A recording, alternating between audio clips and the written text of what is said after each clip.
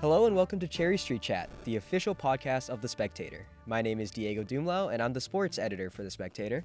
And I'm Natalie Schorr. I'm the digital media producer. Today we are joined by the guy who kind of runs the show here. It's not the way I do my job description, but President Eduardo Peñalver. Thank you for joining us today. How are you doing? Doing well. I know you're in your last couple weeks here, so how's everything going? You know, it's. I find goodbyes awkward. So I feel like when I walk around campus, you know, people are like, "Are you still here?" And, you know, like literally, they will ask me that. And in fact, this morning, as I was walking into my office, one of the facilities guys stopped his truck and he's like, "When is your last day?" So March 31st. All right, coming up. My last day. Yeah. So I mean, for the audience who may not know your background or may not know where you come from, do you mind just giving like a short little backstory? Like, I mean, you're a Washington native, and yes. now you ended up in the East Coast, and now you're back here. So give a little background to who you are. Yeah, I grew up in Puyallup. My folks still live there, and my siblings are mostly in Puyallup and Tacoma. Went to high school at Henry Foss High School in Tacoma. Oh yeah. Falcons. And then, they headed back east for college. And, you know, but intended to come back here after I finished school. But I had the good fortune to meet my wife, who's a New Yorker and Indian American. And I was not successful in persuading her to move to Seattle until 5 years ago. So it took me about 30 years. Oh, wow. To get her here, but now she loves it. That's great. And so now she's deeply annoyed at me for moving back to the East Coast. Yeah. But I studied at Cornell, and then I went to Oxford for 2 years, and then law school, and then clerked at the Supreme Court, and then got into teaching. Yeah. At Fordham, and then spent 15 years at Cornell before I came back here. Nice. Yeah. And then what did your journey like coming back to Seattle and SU look like? Well, it was during COVID, so it was strange. You know, I think when we did the interview, I came back. I mean, it was an in-person interview, but it was during COVID. It was before the vaccines. Okay. So I would like sit in a room in Piggott and do Zoom interviews, you know, by myself. Wow. And then we had like a dinner. It was kind of cool. The dinner was at the top of the Space Needle. Oh, wow. At that restaurant? Yeah, but it was just us. Like, because one of the owner of the Space Needle was on our board at the time. Oh, okay. And so he was able to get the whole restaurant. It was like 5 of us. And it was, I think this was in September, October kind of time frame. Yeah.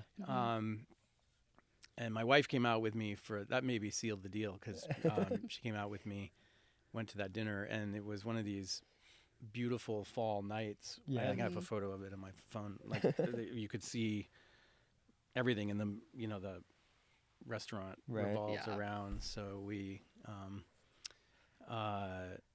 it was a great conversation with a few board members. Yeah. But it was a strange process because it was sort of in person, but on Zoom. It's like a hybrid kind of It thing. was very hybrid, but it was important, I think, for them that all the candidates come out to Seattle. And then moving back, you know, I came back June of 21 is when I moved back. And things were just kind of reopening. I think Seattle was a little slow to reopen. So that first fall, especially, you know, I was trying to kind of introduce myself, but there was still a lot of masking and a lot of discomfort with group events and things. So it was a tricky time to kind of reintroduce myself and my family to Seattle, but we got there. Yeah, right. I mean, how did that transition go, like coming back from COVID? I wasn't in college when it was still COVID, But how did that look? I always tell people, one of the things I learned from that, it was harder to reopen than it was to shut down. Mm-hmm. When we shut down, I was at Cornell at the time. It was just like one day the university just said, we're going online, and Yeah. we had seen it coming. So I had started to train the law school faculty where I was dean on Zoom, and we didn't, like, you kind of hard to remember those days, but most people didn't use that product. Right. So we had some information sessions in the weeks leading up to Okay. the shutdown, because I said, well, there's a chance that we're going to have to use this, and we wanted faculty to be ready for that, and so we had the IT department kind of training people, and but then the university just said, we're going on Zoom, and we went to Zoom, and it was very clear and very simple. Yeah. I mean, it was terrible, and it was, I think, really challenging for students and faculty to just sort of translate what was happening in the classroom into Zoom, and especially it's easier actually at a place like Seattle U, where the classes tend to be a little smaller. Yeah. Because we found that like 15 to 20 person classes did pretty well on Zoom, but in the law school world, you have 100-person classes, and it was just translating the pedagogy onto Zoom was a challenge, but it was simple. Like there was no optionality, and you just kind of did what was required. Coming back was more challenging because it was more unstructured. There was what the state required, and we always complied with whatever the guidance was from the state or county public health officials. But then there was a lot of latitude within what was required, but then hugely varying levels of comfort and discomfort and vulnerability. And so trying to figure out, like, how open are we going to be, and then when do we? There were these, if you remember, these surges that happened after the vaccines, and there were calls for us to shut down again and go online, and we did a little bit of that, but mostly tried to stay in person. And then, but 2 years later, I was still getting. I remember, might have been a year and a half ago, someone left a note on my car, saying, you're killing people because you're not requiring masks indoors. And I was like, well, no, we're past that now. Yeah. But that just tells you that there were still, even several years later, varying levels of comfort with kind of coming back. So I think reopening was just was fraught, but it was really important because the college experience is so much about all the things that happen outside the classroom.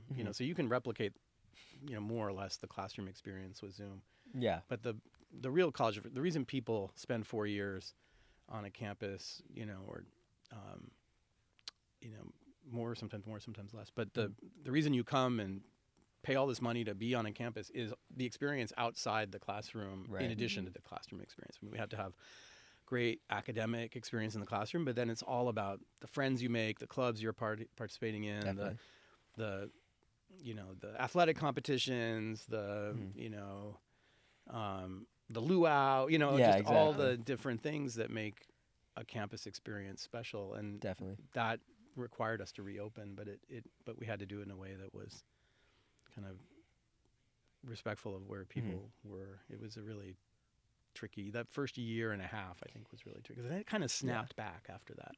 Yeah, I mean, it's a very unique situation. I mean, I was only in 8th grade when COVID hit, Yeah. so it's definitely. I can't imagine that You're from the same age as my older son. Oh, really? Same, 8th grade, and that was a tough. Yeah. It's a tough year to have online, I think. Definitely, yeah. But yeah, I can't even imagine that from an administrative perspective. So obviously you're a Washington native, you're from Puyallup. What did it mean to you to come back to Seattle, and what does it mean to be back in Seattle today? I've always been a huge Seattle fan. Like when I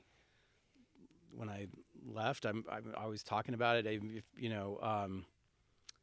I have this map of Puget Sound that I bought from an old bookstore here when I was a summer associate at Perkins Coie,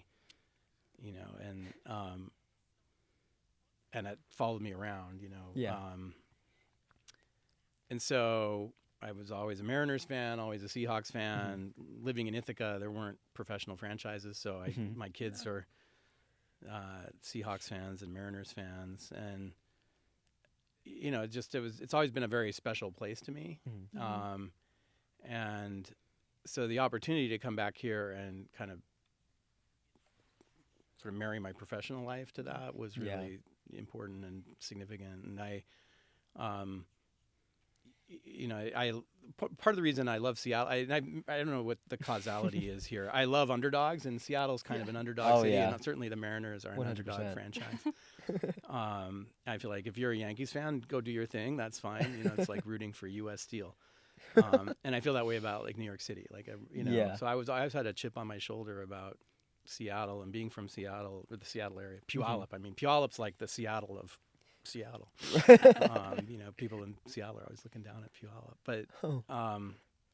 But I sort of, so, and then coming to Seattle University, like we're the kind of higher ed underdog here. We got the University of Washington, the big bully up the street, and everyone always talks about the Huskies, and so it's kind of fun. I like the challenge of trying to represent Seattle, as a region, and I think a really important region, and it's so unique and beautiful, and it's a really wonderful part of the world. Yeah. And but then Seattle University, right? This great university in this great region that for me, the goal, and I think what the board wanted me to do was sort of elevate our stature within the region and try to go a little more toe-to-toe with some of the other institutions, and really kind of assert ourselves.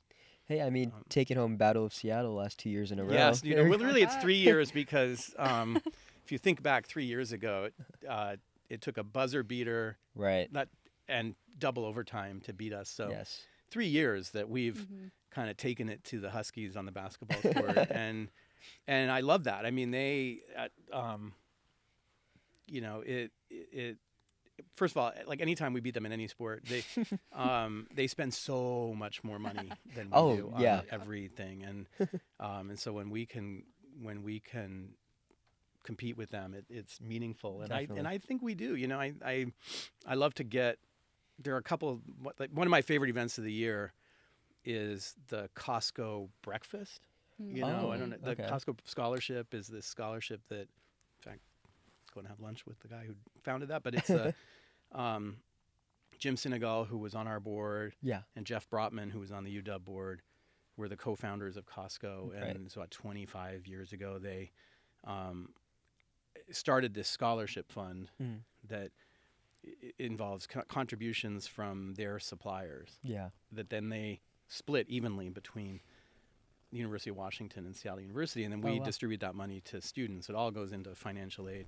So the Costco, when someone says I'm a Costco scholar, they're getting that scholarship from Costco. And I don't remember the amount now over that period of time, but it's it's well in excess of $20 million, I think, at this point that we've gotten from.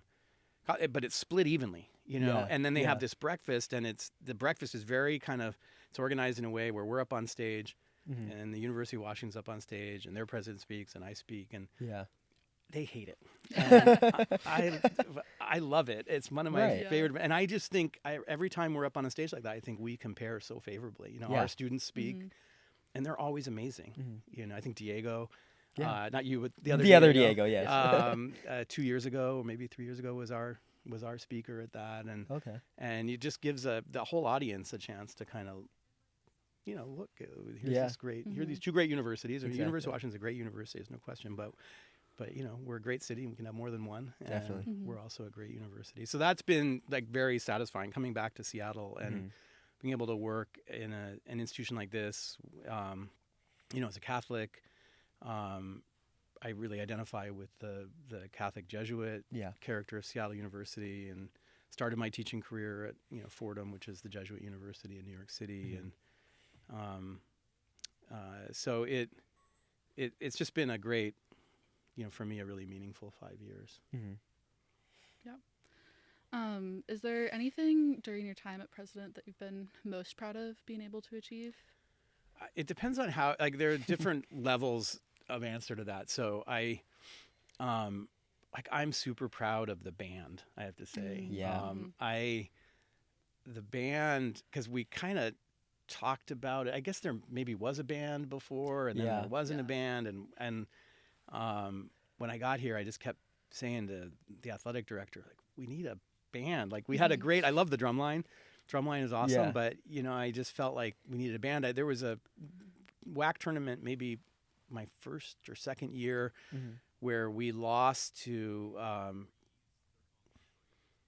Abilene Christian, and they had this band down there with them in Vegas, and every time they scored a basket, the band would go like, wah, wah, wah. I was just like, I was listening to it because my practice was, if we get to the championship game, I will fly to Vegas and go to the championship game. And so this was like the game leading into the championship game, and we lost to them by 2 points or something. And every basket, I was listening to it on the radio, I heard this band, and I was like, we need a band. But we could never quite get it done. And then we had the opportunity to hire Brad, who was the director of the marching band at University of Washington, for us, for like decades. And he wanted to help us launch a band, and he knows all the high school band directors in Seattle, and he just has great knowledge and credibility. And so we got the opportunity to hire him as the director on a kind of part-time basis. And we weren't sure what the student interest would be, but it was like immediate. I mean, we were looking for 40 musicians, and it was like in like 2 days he had band A. Yeah. And then this year we launched band B, so now we have 2 full contingents, so we can do more events. And like I get like emotional when I go to the games, and I hear, because they're amazing. They're really good. And then you see them now, they're like leading cheers, like they are like the pointy end of the spear for student spirit. And it was kind of, just an act of, you said you run I don't run a lot, but occasionally I get to make a decision, like just on my own. And that was one where I was like, okay, we got some money over here. We're gonna launch a band, and to see it kind of flourish is really, I'm really proud of that. I said that's my legacy. So at some point, the board, or maybe it was Advancement, asked me like, what should we, when you leave, they kind of want to raise money for something to commemorate your time. Like, I want to raise money for the band. Like, that's the thing that I'm really proud of. I'm proud of the presidential speaker series. I really enjoyed that. That's great too. But I think on a more general level, I feel like we have, elevated the stature of Seattle University. I've had a couple of occasions when I've been around town, especially since I've announced that I'm leaving, I've had people come up to me, not connected to Seattle University, and just say, your time, you've kind of made Seattle University more visible and present off campus. Definitely. Than it was before. And I've occasionally get a note in the mail like that from an alum, and I'm proud of that. I mean, I just feel like that was what I was charged to do by the board, and that's what I felt like we needed to do. Because I think that will continue to pay dividends in the future. And I think we've managed to sort of, that's a long process, right? But I think we've managed to make meaningful progress on that front. Definitely, yeah. I mean, shout out to the pep band. I mean, I go to a lot of the sporting events, obviously, and they add a whole different atmosphere. Don't you think? It like fills the room. Oh yeah, 100%. And I mean, leading the cheers. I mean, if you look at it, like a lot of the larger schools as well, they have the big student sections and everything, and the band is really like spearheading that. It's the anchor for the student section, because it is the bridge between the student athletes and the rest of the student body, right? And it's a way for those of us who aren't as athletically gifted to, like, I was a band guy, like to be involved, right? And to be supporting the team and kind of expressing your spirit. And then you bring your buddies, and that helps to fill but they are going to be the carriers of tradition. The one thing that I'm waiting for, and maybe you can help make this happen, at some point we will get so organized that during the national anthem, we will get all the student section to yell red. at the Rockets' red glare. Like that will Yeah. be like, okay, then we will have arrived as a student section. Yeah. But the band will be the one that kind of gets that done, and then they carry it, from year to year because it's this vehicle for transmitting chants and taunts of the other team, Right. and like that's just part of what makes it fun to go to a sporting event and what builds community, and you have to have the band to do that. 100%. Yeah. I agree. So I mean, in your time as president, I'm sure you've met so many people, had a lot of interactions. I was wondering, are there any like moments or specific interactions that really stand out to you from your last 5-ish years here? I mean, there are so many. I think I was thinking about 2 of them. One was right after I got here. I think it was at like a coffee with students where a student came up to me. We were experimenting with different locations. This one was up in the 2nd floor of the student center.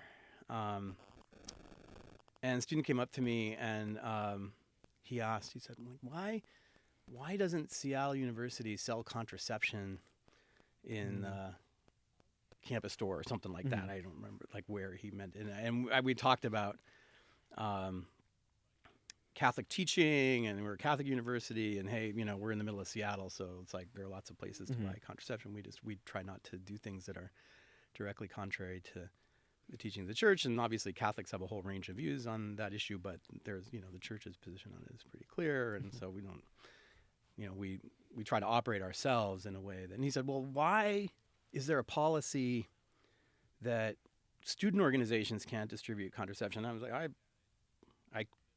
so I don't know. I didn't know there was such a policy, and let me get an answer to that. And I didn't have an obvious answer to him. I said, let me think about that. I can't really explain that policy, and I wasn't aware of it. And so then I brought it back to the time we called it the cabinet. Now we call it the round table, and we had a conversation about this policy and where it came from, and like, would we enforce this policy, and what do we think about this policy? And we studied what other Jesuit universities were doing. I remember the Georgetown policy, and decided, no, we can't really defend this policy.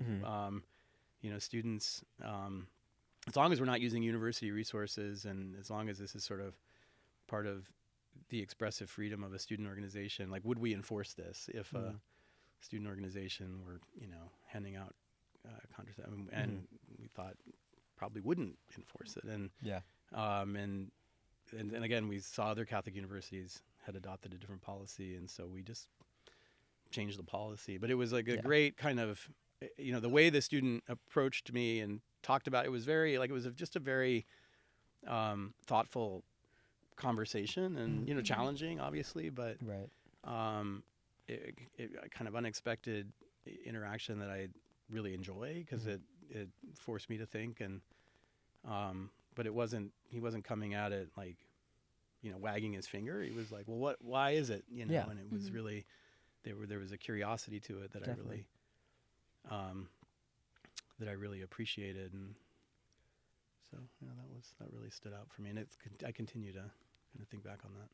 Yeah. I mean, I know you said you're not one for goodbyes or anything, but did you how did you know that it was time to move on from Seattle U, or was it just kind of seemed like the right opportunity? I think when I've talked about it, it's much more about the pull factors of that job than any sort of, it's time to move on from Seattle University. When I got here, if you'd asked me how long will you do this job, I would have said 7 to 10 years was kind of the right length of time. I think the average president in American universities is about 6 years.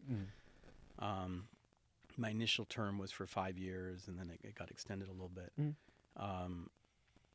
But I would have said 7, 8 years seems about the right kind of length of time to get some stuff done, and then I think it's important to make room for someone else to come in and who has a different vision. I think the transitions are challenging and disruptive to a certain extent, but they're also really healthy for institutions, because my priorities are mine, and I think they're the right priorities. But then you get over time, the benefit of different perspectives, different priorities, Mhm. hopefully leading an institution in a positive direction. And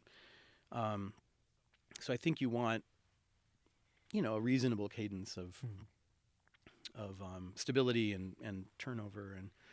But yeah, it's a little shorter than I would have predicted. So it wasn't like, oh, it's time to move on. It was more, there are only a couple of opportunities that would be attractive to me,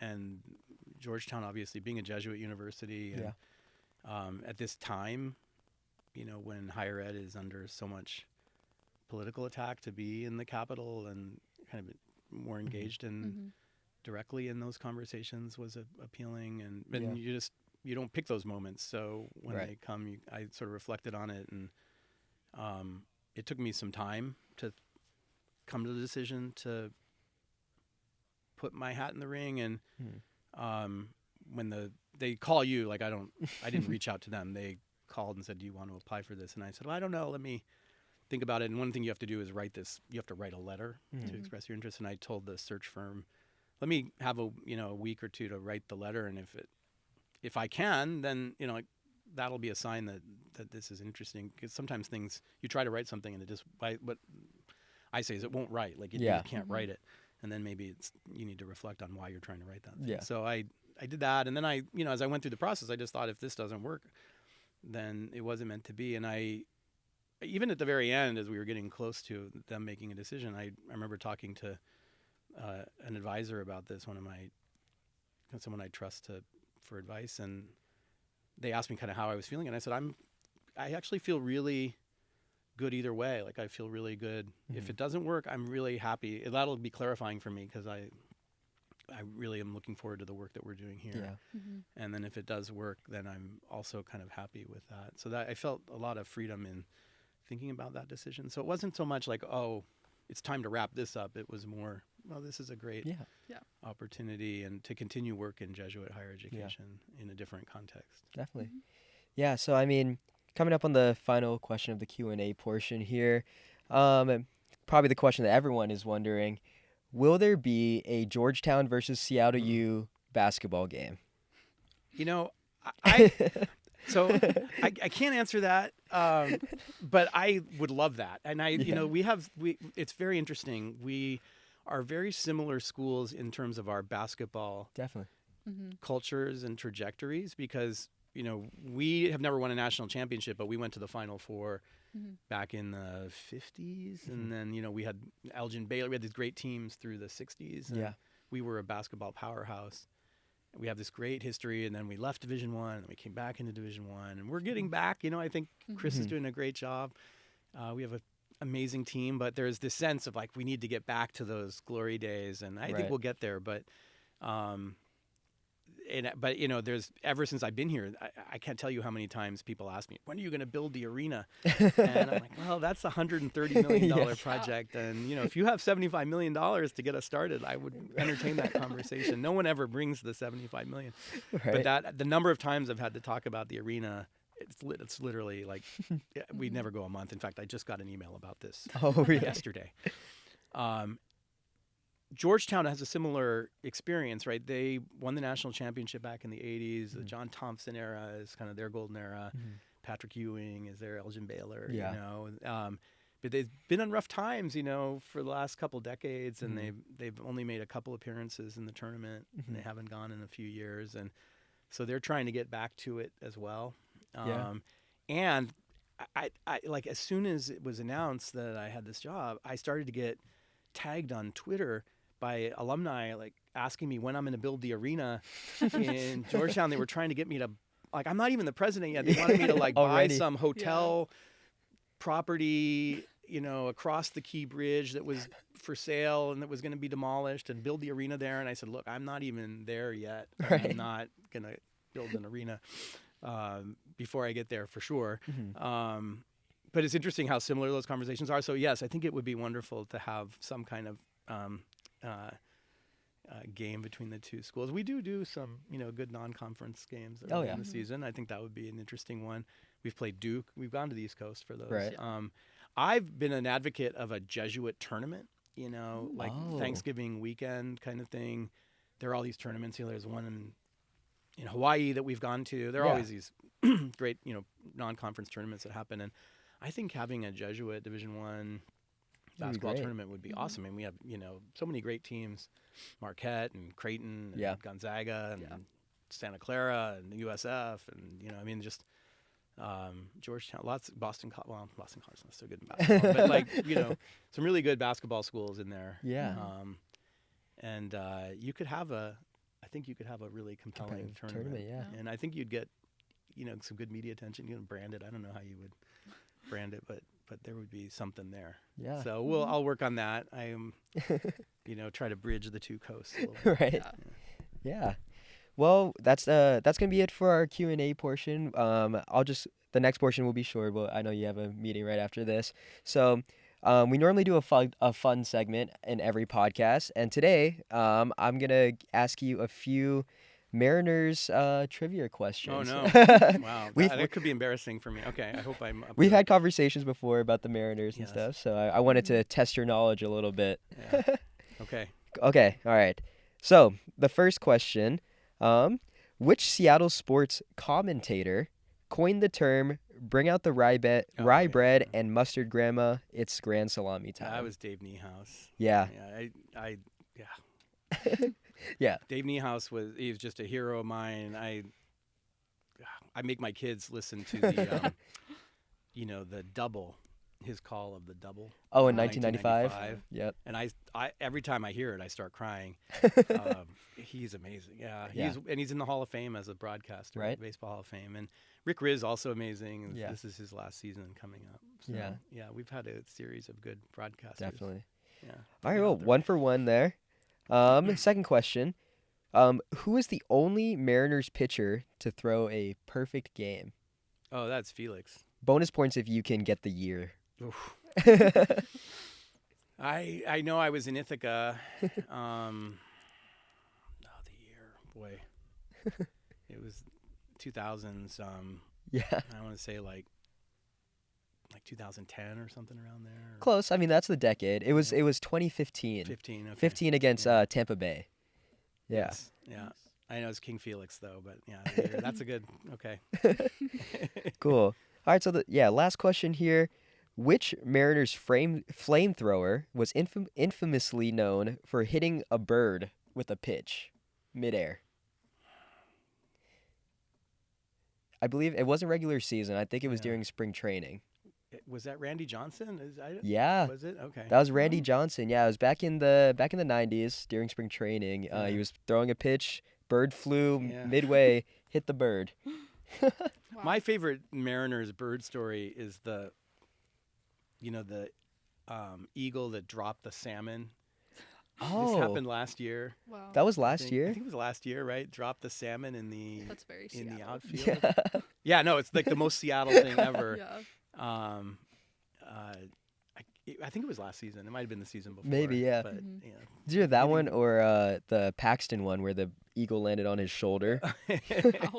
Yeah. Yeah, Cool. no, Paxton was great. Yeah. Yeah, I love the Mariners. I'm glad I think I got 2.5, right? 2.5. We'll Yeah. count that there. Cool. Well, thank you so much for joining us today. I really appreciate you taking time out of your day. I know it's busy for you, so Yeah, great. Glad to do it. yeah, Thank you. of course.